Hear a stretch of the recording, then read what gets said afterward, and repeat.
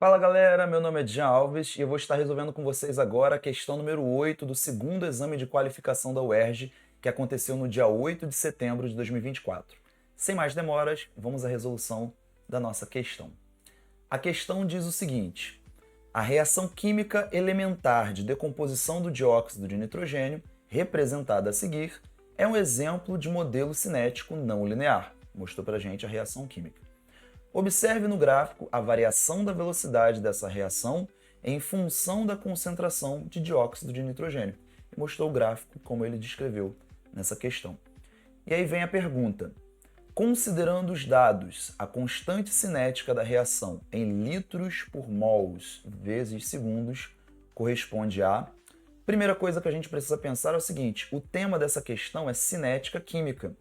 E a cinética química vai tratar do cálculo das velocidades das reações químicas, ou maneiras de você determinar a velocidade das reações químicas e também daqueles fatores que vão influenciar a velocidade das reações químicas e a rapidez dessas reações químicas.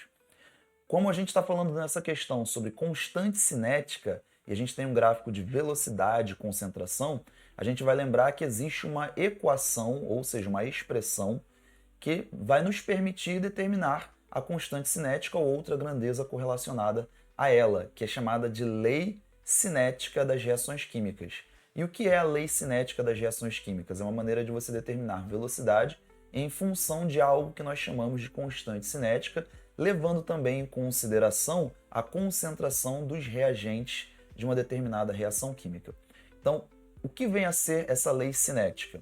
Essa lei cinética nada mais é do que a velocidade de uma determinada reação igual a uma constante cinética, que vai ser única para cada reação química, vezes a concentração de um determinado reagente A, elevado ao coeficiente cinético desse reagente A.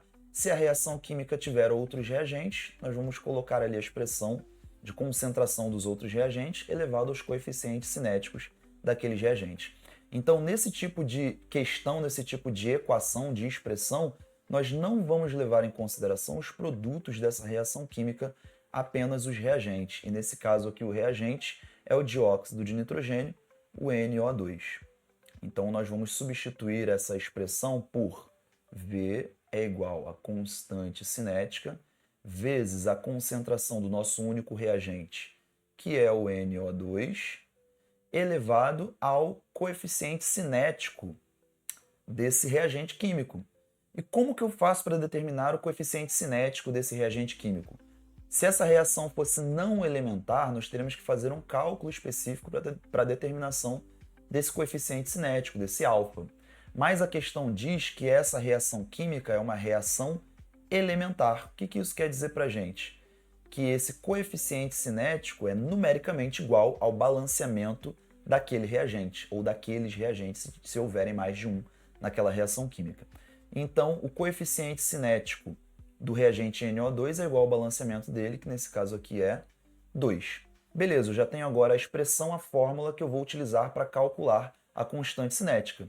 Porém, para eu calcular a constante cinética, que nesse caso nós estamos chamando de K, nós precisamos de uma velocidade e de uma concentração. Como que eu faço para descobrir essa velocidade e essa concentração que eu vou utilizar nesse cálculo? Muito simples. Eu vou no gráfico e vou plotar ali, vou encontrar ali um ponto onde eu tenha uma velocidade muito bem definida e uma concentração muito bem definida. Nesse caso desse gráfico, eu posso ter esse primeiro ponto, que eu marquei aqui, e eu posso ter esse outro ponto mais em cima. Esse primeiro ponto saiu, vou refazer aqui, ó, primeiro ponto.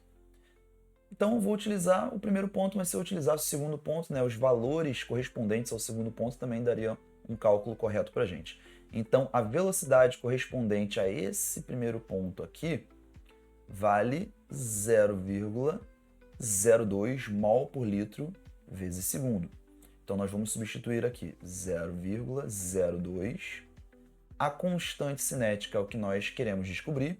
E a concentração nesse ponto que eu escolhi do gráfico para substituir na minha expressão vale 0,2. Então, o que eu vou fazer aqui? 0,2 elevado ao quadrado. O que eu faço agora? O cálculo dessa expressão matemática.